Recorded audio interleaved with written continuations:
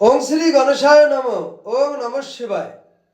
তো বন্ধুরা, আমি ভিডিওতে খুবই সংক্ষিপ্ত আলোচনা করতে চলেছি। আমরা আমাদের সমগ্র পৃথিবীতে যেসব জাত ব্যক্তি ইন্দ্রযোগে জন্মগ্রহণ করে থাকি, এই ইন্দ্রযোগে জন্মগ্রহণ করলে আমরা ইন্দ্রযোগ থেকে কি শুভ শুভ আমাদের মানব লাইফে ফল পেয়ে থাকি, সেই সম্পর্কে খুবই সংক্ষিপ্ত আলোচনা।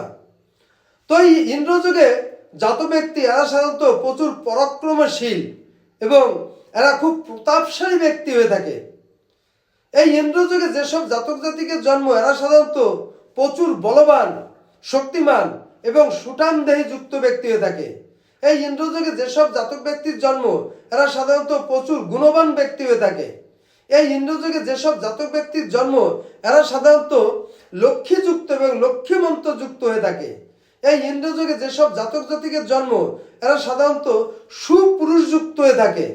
এই ইন্দ্রযোগে যেসব জাতক জাতিকের জন্ম, এরা সাধারণত বীর এবং যোদ্ধা প্রাকৃতিক ব্যক্তি হয়ে থাকে। এই ইন্দ্রযোগে যেসব জাতক ব্যক্তির জন্ম, এরা সাধারণত প্রসন্ন মুক্ত যুক্ত ব্যক্তি হয়ে থাকে।